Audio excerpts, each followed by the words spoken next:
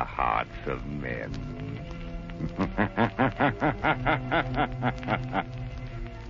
The shadow knows.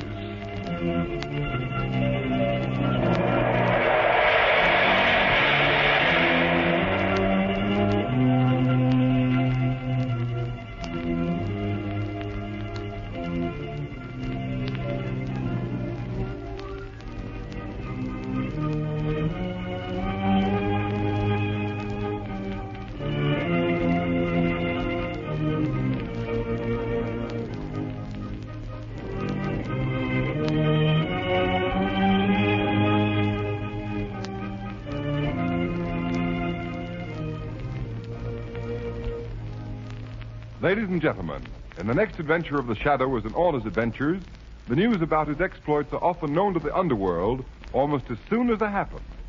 And I want to tell you that the news about the new Goodrich Silvertown tire is traveling like wildfire among motorists all over America. It's because this new Silvertown is so sensational in action and appearance, it's really a new kind of tire. You've never seen anything like it. It even looks different, for its tread is wider and flatter, and every inch of the tread is covered with row upon row of never-ending spiral bars. And those spiral bars do the same job on a wet, slippery road as your windshield wiper does to your windshield. They sweep the water right and left. They force the water out through the deep drainage groove. Thanks to that lifesaver tread, your tire actually has a drier, safer road surface for the rubber to grip. Just think, motorists. Here is a tread that's actually a road dryer. No wonder the new Silvertown will stop you quicker and protect you against the dangers of skidding as never before. And here's a sincere and friendly tip. Don't fail to see and drive on the new Goodrich Silvertown the very first chance you get. Get a free demonstration. Take it from me, you'll get the driving thrill of a lifetime. And remember, only the new Silvertown offers you two great life-saving features: Lifesaver Tread skid protection and the famous Golden Ply blowout protection at no extra cost.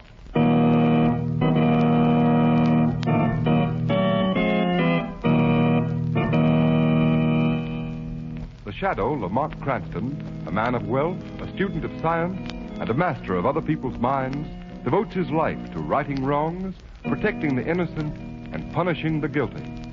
Using advanced methods that may ultimately become available to all law enforcement agencies, Cranston is known to the underworld as the Shadow.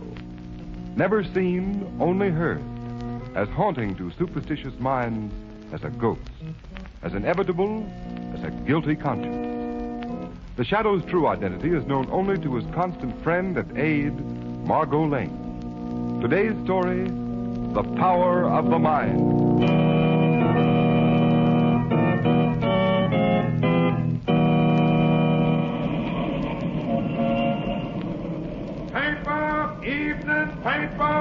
Paper, mister. Laboratory of famous chemist Rex. Discoverer of new mystery explosive missing. Paper. Ladies and gentlemen, here's a special radio flash on the mysterious disappearance of Professor John Hardy. He was last seen entering a black limousine and was accompanied by a heavy-set man wearing a Van Dyke beard and a tall, slender woman of foreign appearance. Secret Service agents are reported investigating the case due to the importance attached to the professor's reported discovery of a new type explosive, more powerful than any known to munition makers in any country in the world.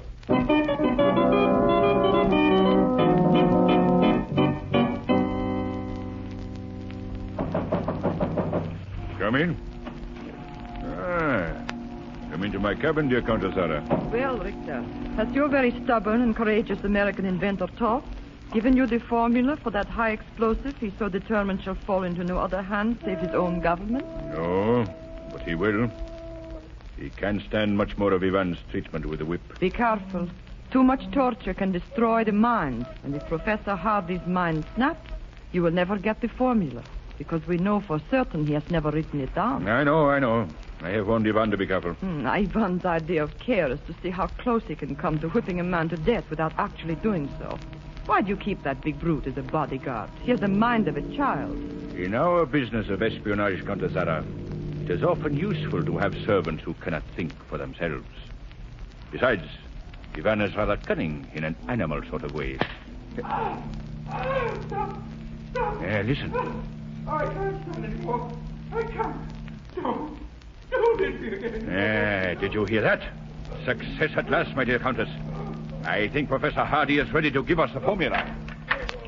No. Don't hit me. I'll tell you where I hid the gold. I found it, but I hid it. I found it at the end of the rainbow, and I hid it. I hid it, but I'll tell you. Richter, I warned you. His mind has snapped. Ivan, you fool. I told you to be careful. Give me that whip. I told you. I don't strike him hard. I don't. Oh, stop it. What good will it do you to beat Ivan? He doesn't even feel it. It's your fault. You should have watched him better. So you're telling me what to do, are you, Countess? It's about time someone did. You've certainly bungled this. Now how are you going to get the formula? The man's out of his mind. No amount of physical torture can make him tell us. I'll show you where I hid the gold. Take him back down to the hold of the ship, Ivan. I obey. Come, Professor. Come with me. It's at the end of the rainbow, the gold.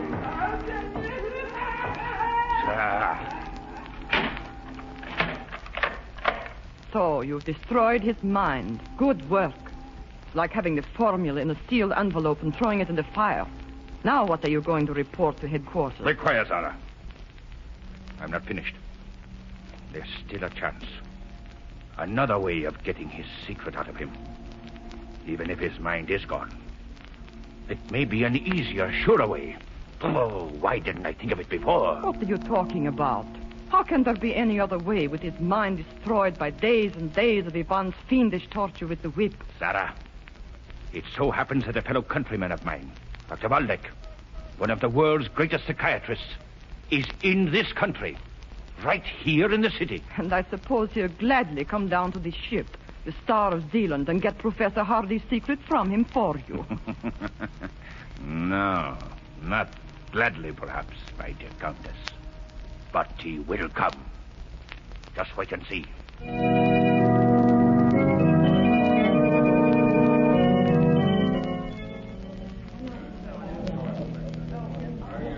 I enjoyed your lecture very much, Dr. Waldeck. Our club has been honored tonight. Thank you, Mr. Cranston. You are a scientist interested in psychiatry? Well, in a way, Dr. Waldeck, I'm really only an amateur criminologist. So, then perhaps you could tell me something of this remarkable man I've heard so much about. Even before I made this trip to America, a man called the Shadow. The Shadow? I'm afraid not, Doctor. No one knows very much about him. What have you heard? Oh, a great deal. I understand he is a master of mass hypnosis, of mental suggestion. He has you criminals and police quite baffled by his ability to appear in a room crowded as, let us say, this club of yours, and yet remain unseen. You seem to have no doubt of the Shadow's existence, his powers, Doctor. Oh, none whatever, Mr. Cranston. In fact, I should like to meet this Shadow. But then I suppose I should have to commit some crime in order to do so, and I wouldn't care to carry my scientific research quite that far. I think the Shadow would enjoy meeting you, Doctor. You have much in common. I think you would be profoundly interested in your work in psychic research, particularly in the field of mental telepathy. You know, it might be interesting if you and the Shadow could make a test of thought transmission with a purely mental telepathic method. It would indeed. This Shadow, from what I hear, he has little time for theory.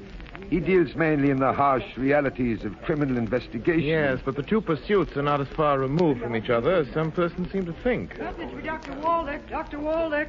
Right here, John.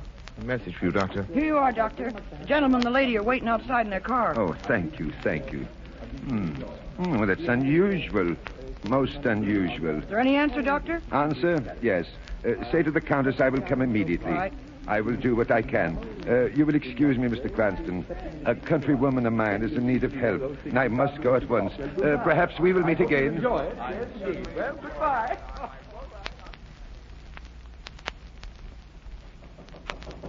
Come in. So here you are, Lamont Cranston. I thought you promised to take me to dinner tonight. You're an hour late. I know. I'm terribly sorry, Margot. You're sorry. But Margot Lane, your assistant, is hungry. What's the matter, Lamont? You seem preoccupied. Was anything troubling you? Yes, Margot, something is troubling me, but I'm blessed if I know what it is. Would it be Dr. Waldeck?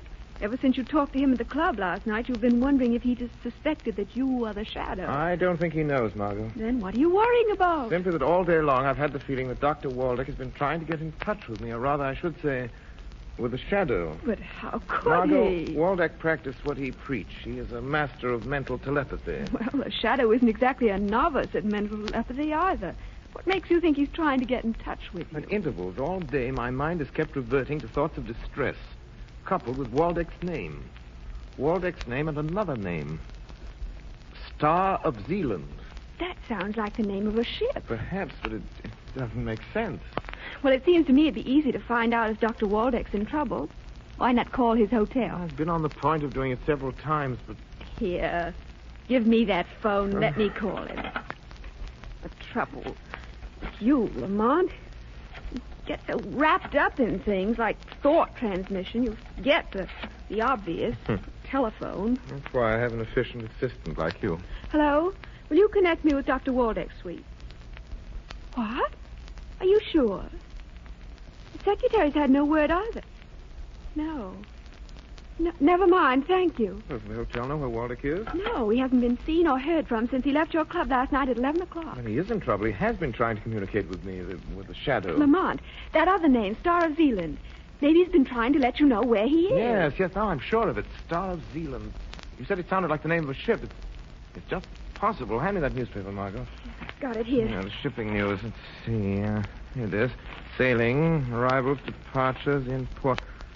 Margot, there is such a ship in port. Star of Zealand.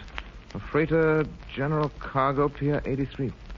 Margot, is your car outside? Yes. Want me to drive you down to the dock? Yes, come on. There isn't a minute to lose. That ship is scheduled to sail at 6 o'clock tomorrow morning. And you think Dr. Waldeck is on board? Yes, and I'm just as certain he's in trouble and needs help. Help from the shadow.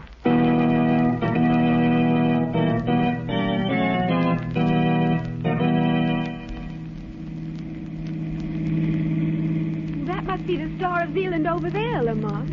Just a couple more blocks, Margot. Wouldn't it be better to let the police investigate? You have so little to go on. You can't even be sure there is anything wrong. If I can't convince you, Margot, what chance do you think I'd have of persuading the police to board a tramp steamer and search it for a man not even reported missing? But how on earth will you search a ship without help? It would take hours. It won't be necessary. I'll know if there's anything wrong if Waldeck's there. 5 minutes after I've walked on the gangplank. Because I'm going aboard as the shadow. We're nearly there. Slow down. Stop by the next pier. Right. I don't think you'd better wait, Margot. This is a tough section, and it's late. All the more reason for my waiting. Don't worry about me, Lamont. I'll lock the car doors. And another thing, if you're not back in 15 No, minutes... Margot, I may need more time, but keep the shortwave radio tuned in their usual band. If you don't hear from me in half an hour, then go ahead and notify the police. All right, half an hour, but not a minute longer. I wish I knew what you were walking into, Lamont. I don't like this mental telepathy blind man's buff. Neither do I, Margot, but during the ride down here, I've had a stronger feeling than I did at first that Dr. Waldeck is in desperate need of help. Stay in the car, Margot. Lock the doors and sit tight until I come back. Or you hear from the shadow.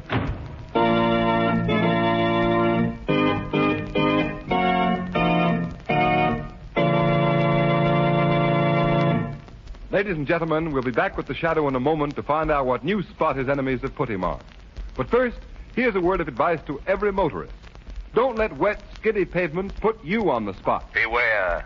How fast can you stop? Will your tires slip or grip? Don't gamble. And motorists, if there is one tire that has taken the gamble out of skidding, it's the new Goodrich Silvertown with the Lifesaver tread. For exhaustive road tests of the regular and premium price tires of America's 6 largest tire manufacturers proved that the Silvertown gave greater skid resistance than any of the other tires tested. And don't forget, all during these tests, it was hands-off for Goodrich engineers. Instead, these tests were conducted by absolutely impartial engineers from America's largest independent testing laboratory, the Pittsburgh Testing Laboratory. What's more, some of the tires the Silvertown was tested against have list prices of 40 to 70% more. And that can mean only one thing, motorists. No other tire, regardless of price, can give you the superior skid protection of the Lifesaver tread. With Lifesaver tread Silvertowns on your car, you'll stop quicker, safer on a wet pavement than you've ever stopped before. Just think. The quickest non-skid stops ever with the Lifesaver tread. Real blowout protection, too, with the famous Goodrich Golden Ply. And these two Goodrich safety features are now yours in the new Silvertown at no extra cost. Take a tip from me. For safety's sake, ride on Goodrich Safety Silvertown.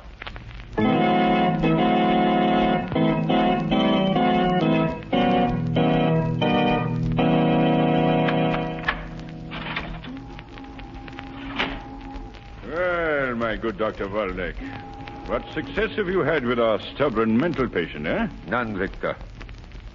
Come now, Doctor. You've been here on the Star of Zealand since last night? Not by my choice. I admit that. But surely you, one of the world's greatest psychiatrists, are not going to allow a deranged mind to stand between you and your chance of leaving this ship alive. It is impossible, I tell you. Only one thought dominates the mind of Professor Hardy. If you had not allowed your servant to unmercifully beat him, it would not be so difficult. I did not come down here to listen to excuses. I want that explosive formula from Professor Hardy. And I mean to get it. Now. Very well. He is there in the bunk, sleeping. Perhaps you can succeed where I have failed. You haven't failed. You haven't tried to penetrate his subconscious mind. But you're going to try. Ivan, come here. Bring your whip. The whip failed you once, Richter. It will fail you again. You brought me here against my will. But neither you nor that brute and his whip can make me reveal the secret knowledge of that man's mind. A secret he sacrificed his reason to keep from you. We shall see if you have the same courage and determination as Professor Hardy. Ivan. I am ready. Very well, Dr. Waldeck. One last chance. Get Hardy out of that bunk. Question him. Use the method you so eloquently described at your lecture last night. The method used to penetrate the subconscious of amnesia victims. No, I refuse. The possession of Professor Hardy's formula, the formula of the most powerful explosive ever known, is vital to our country. Your country, Dr. Waldeck. If you refuse, you are an enemy of your people. I am a man of science. My nationality was an accident of birth. You are a traitor. In your eyes, perhaps. Just as in mine, you are a common thief. Hold your tongue. They cheat. Do as you're told. And they coward. Ivan, the whip. We'll see who is a coward. Yes. Mr. Richter, you didn't touch him. What's the matter with you? Why did you throw the whip away? Something touched me. Knocked the whip from my hand. You're crazy. You dropped it. Get it. No, I swear it. Something knocked it from my hand. Pick up that whip, I say. Pick it up. But, Mr. Richter, the whip, it moves. It moves like a living thing, like a snake. Oh, that is it, Dr. Waldeck? Trying to save yourself by fogging Ivan's mind. Making him see by hypnotic trance. Whips move like snakes, sir. Well, I'll show you. I can use a whip, too. Stay where you are, Doctor. Or do you think you can stop me pulling the trigger of this gun? Your servant is not imagining things, Richter. He is not seeing things which have not happened. He is not hypnotized. Something knocked the whip from my hand. I swear. Did you hear that?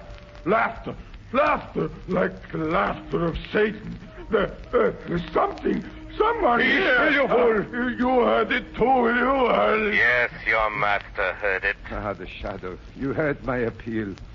You have come. The shadow. Then it is possible. Telepathic communication between two minds, far removed, without mutual concentration of thought. Yes, Dr. Waldeck, a theory is being proved, but a fact remains. Is this another of your psychic tricks, Doctor? Richter, surely your activities in espionage have brought you in contact with those who have warned you against the shadow. The shadow? So you are the shadow? Waldeck got word to you, did he? Yes, but in a manner beyond your comprehension. Hey, man, get out quick. Close the iron door. Don't open it again until I order it. Yes, I obey. Your gun is trembling, Richter. Dr. Waldeck was right. You are a coward. At least I don't hide in shadows. So, you've come to save Dr. Waldeck. I came here in answer to his call for help, but now that I'm here... Now that you're here, Shadow, you will remain. You have walked into a trap. A trap that will hold you until I am ready to deal with you in my own way. You and Waldeck and Professor Hardy there. You, Shadow, may even be useful in the event that the good doctor fails me. Hello? Hello? Captain, Victor speaking. Yes, sir. Order your crew to the post. Cut off. We sail at once. But it is not 6 o'clock, sir. Obey my orders. We sail at once. Yes, sir. As you command. There. Ivan, open the door. Don't waste your time in trying to get out of this hole here.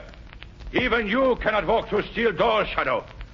In a few hours, we will be at sea, and you'll be beyond help. As for you, Dr. Waldeck, I advise you to enlist the aid of the Shadow in securing Professor Hardy's secret, if you value your life.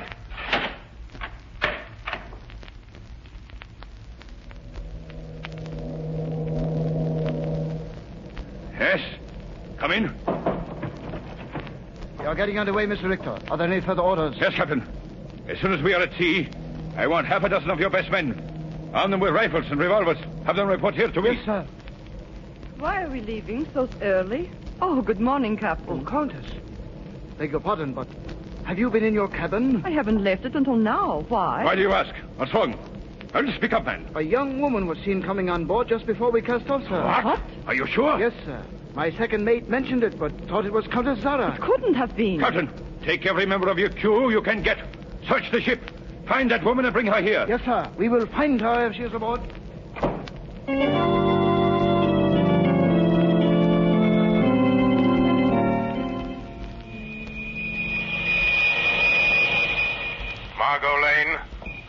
Margot Lane. Notify police and Coast Guard. Notify police and Coast Guard.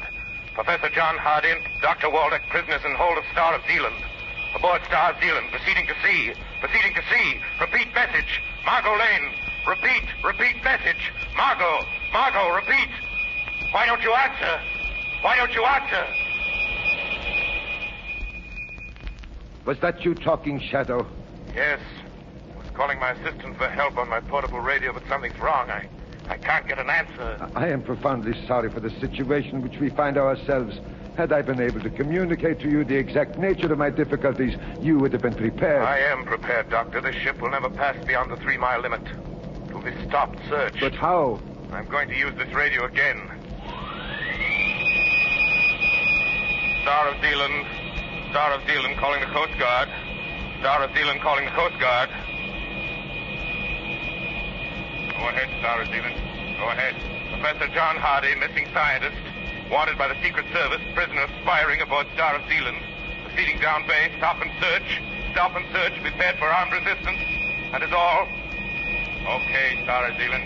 A Coast Guard cutter will investigate immediately. You are indeed prepared, Shadow. But do not underestimate the cunning of Richter.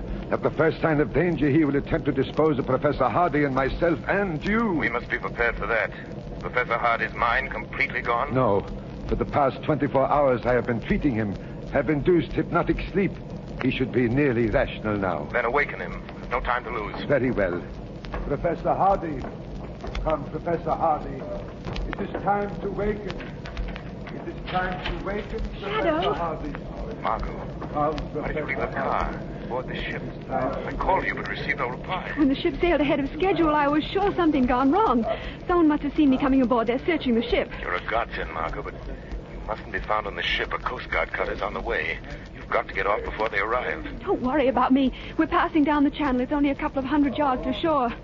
Oh, why, Dr. Waldeck is here. He was aboard. But who's that other man? Professor John Hardy. But quick, Margot, get off the ship. You've done more than enough just opening the steel door. All right, Shadow. Don't worry, I can swim 10 times that distance. There's a cargo door open on the port side. Dive far out, Margot. And Margot, be careful of the suction of the propellers. Good luck. Come, Professor Hardy. Come, Professor Hardy. Thank you. Thank you, Doctor. But, what has happened? Where is this Richter? We are still on the ship, but help is coming. He is very weak, Shadow. Shadow! The door, it is open, but how? Don't stop until you find it. Waldeck, you must come with me. The door, it is open. They have escaped. Doctor, get back behind the door, out of sight. Hey, that girl, she opened it. But they can't get off the ship.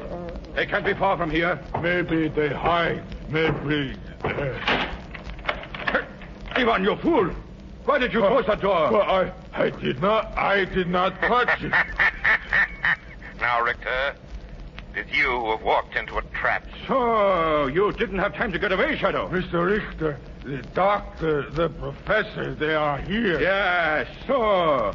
You like to have what you Americans call the showdown. Very well, you shall have it. After I communicate with my captain. Captain! Captain! Yes, sir. Quick! Your men who are searching the ship, send them to this hold at once. Immediately, sir. And now, Shadow, we shall deal with you. Ivan, watch the good doctor and the professor. Their turn will come when we have finished with this Shadow once and for all. You are too late, Richter. Listen. Yeah. So, the river police. Well, let them come. Before they can board us, there will be no trace of any of you. Perhaps your captain is not so sure. He's calling you over the speaking tube. Yeah? Hello, hello. Coast Guard cutter off our port bow, sir. She has readied us to hold for search. Order full speed ahead and get your men down here. But Quick! we are not beyond the 3-mile limit. Carry out my orders. Full speed ahead. Yes, sir. Desperate measures, but they will fail, Richter. They will fail. That was a blank, a warning. Your captain is being sensible. He stopped the engines. Let them come. Let them search the ship. They'll find nothing. Nothing. Because I'm going to shoot you. They'll never think to look for bodies in the ballast tanks. My gun! No. No, Richter. You're not going to add murder to your list of crimes. Ivan, quick! I've got hold of the Shadow here. Take my gun. It's on the floor. The Shadow's here between me and the wall. Shoot him. No. Oh, there is nothing there. I see nothing. Shoot him. You are mad. Shoot him. Mad. I go. Dr. Waldeck, the gun. Pick it up. Yeah. Put up your hands, Richter. No, you don't. You'll never turn me over to the police. Sorry, I had to hit Richter so hard, Dr. Waldeck. The Coast Guard won't meet much resistance when they arrest him. You're a witness to what has happened here. Listen, Doctor. I'm fighting the Star of Zealand. We are coming aboard. The Coast Guard. Yes, they are coming aboard. You are safe now, Dr. Waldeck. Your faith in the power of the mind saved you and Professor Hardy. Helped him keep his secret. Perhaps at some future time, under more favorable circumstances, we shall meet again.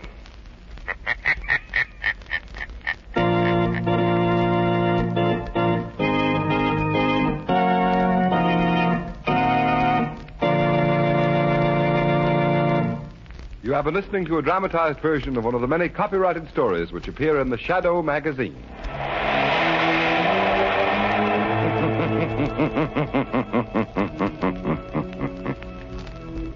The weed of crime bears bitter fruit. Crime does not pay. The Shadow knows.